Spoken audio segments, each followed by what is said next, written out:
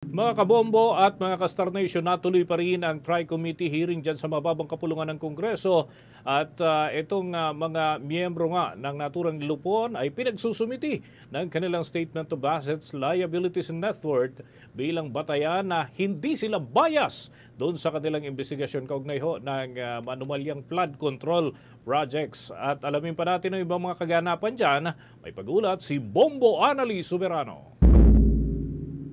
Dennis, umarangkada na nga ang pagdinig ng House Tri-Committee o ang tinatawag na House Infra Committee kaugnay sa investigasyon sa maanumalyang flood control projects. Kanina, inaprubahan ng komite ang motion ni Akbayan Party List Representative Chel Diokno na magkaroon ng full disclosure ng Statement of Assets, Liabilities and Net Worth ang lahat ng mga miyembro ng komite na nagsasagawa ngayon ng pagdinig kaugnay sa kontrobersyal na flood control projects. Ayon kay House Public Account Chairperson, Representative Terry Redon, mayroong 5 araw na makakapagsumite ng kanilang Statement, Asset, Liabilities and Net Worth ang lahat ng mga miyembro ng binubuo ng Tri-Committee. Naghain kasi ng motion si Representative Diokno na dapat magkaroon ng full disclosure ng kanilang Statement, Asset, Liabilities and Net Worth ang lahat ng mga miyembro ng komite nang sa gayon matiyak ang impartiality at hindi magiging bias ang gagawing investigasyon. Tinukoy ni Diokno ang Rule 9, Section 33 ng Rules of the House at Section 9 of the Internal Rules ng Committee of Public Accounts. Anya, a member of committee shall not participate in the deliberations or vote on any matter that directly or indirectly affects the member's business, financial, or pecuniary interest. Pakinggan natin ang naging pahayag ni Representative Chel Diokno.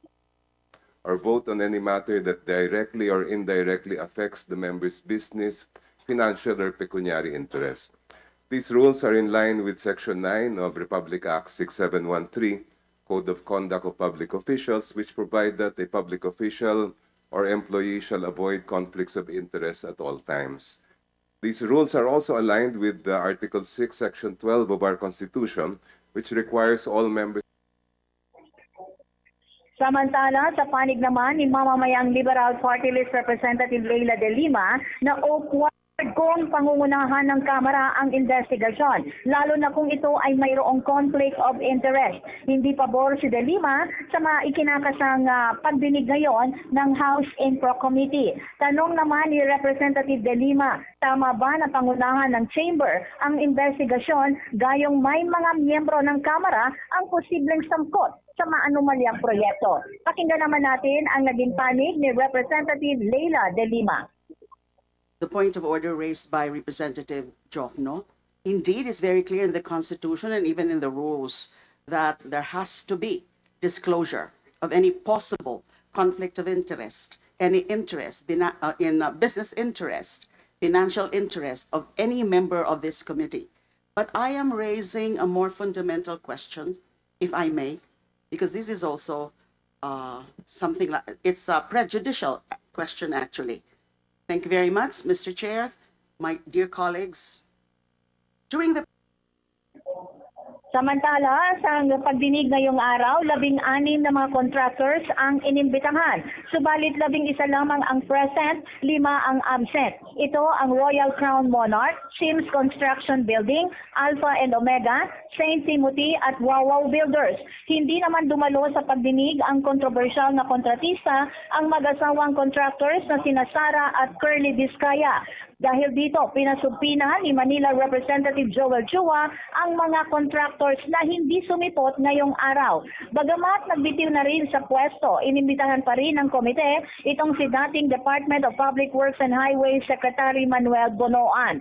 Ayon naman kay Representative Redon, ang pagdinig ngayon ay pagtugon sa panawagan ni Pangulong Ferdinand Marcos Jr. na siyasatin ang lahat ng mga flood control projects. Pagtiyak ni Redon, bubusisiin ng komite ang bawat anomalyang infrastructure projects. Dagdag pa ng mambabatas ang kanilang investigasyon ay layong maglatag ng mga bagong panukala para magkaroon ng perpetual blacklist ang mga hindi maayos na mga kontratista. Layunin din na pasalihin ang mga private sector sa mga inspection ng mga proyekto para putulin na ang linya ng korupsyon sa mga proyekto. Dagdag pa ni Redon, lahat ng findings ng komite ay kanilang ipapasa sa Independent Commission para maipakita sa taong bayan na walang pinagtatakpan o kinikilingan ang komite, kongresista man o senador na involved sa mga maanumalyang proyekto. May pahayag kanina nga si Representative Redon Bombo Dennis na itong mga findings na kanilang gagawin ay ipapasa nila sa Independent Commission na bubuuin ng pamahalaan. Ito ay dahil nga nais ng Pangulong Marcos na ito ay maimbestigahan. Tumanggi naman kanina si Pangulong Marcos Bombo Dennis na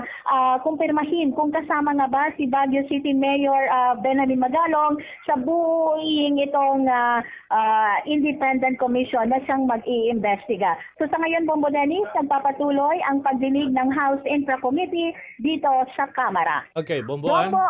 Yes, Bombo Dennis. Okay, so ano ang treatment nila doon sa mga contractors at yung mga ipinatawag na dati ng Senate Blue Ribbon Committee? Kasi marami ang nagpapaabot ng mensahe sa atin na parang redundancy ng investigasyon doon sa Senado. So paano ngayon ang treatment dyan? Same question, same set of guests or resource person? Paano ang handling dito ng TRICOM, Bomboan?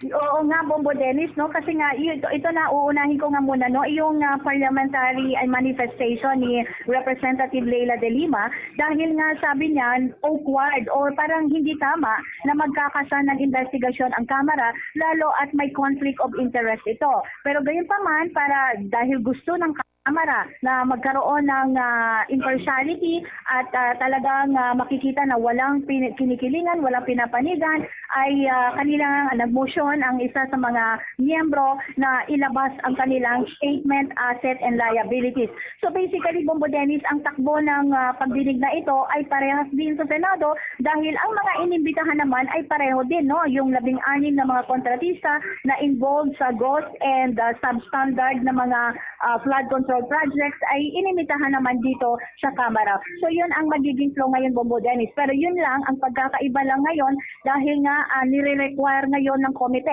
ang lahat ng miyembro ng House Infra Committee na magsumite of full disclosure sa kanilang statement, asset, liabilities, and net worth, Bombo Dennis. Okay. So ito siguro pakinggan na natin yung naging bahagi ng pahayag ng chairman dyan sa Naturang Lupon, si Representative Terry Redon. Tunin nating mapanagot sa kasalukuyan ang paglapastangan ng pondo ng bayan sa pamamagitan ng flood control projects at iba pang mga proyektong pang-infrastruktura. Puurin po ang ating support commission ng Pangulo. Lahat ng findings ng komiting ito ay agad na ipapasa sa Independent Commission para makatulong sa kanilang mandato. Ipapasa din po natin agad sa Independent Commission ang lahat ng mga kaso at proyekto na mapapangalanan in the course of inquiry, batas, kongresista man o senador, para hindi masadlak sa conflict of interest ang Kongreso at para maipakita sa tao na wala po tayong pinagtatakpang kongresista o senador sa mapagdinig. Yan ang naging pahayag ni Representative Terry Redon. Mula dito sa Kamara, Bombo Anali Montaño Soberano nag-uulat. And this is Bombo Radio Philippines, the #1 and most trusted source of news and information. Basta Radio, Bombo! For the most trusted source of news and information, visit our website at www.bomboradio.com. Follow us on Bombo Radio mobile app, Facebook, YouTube, TikTok, and X, formerly Twitter. Like, share, and stay connected. Anytime, anywhere.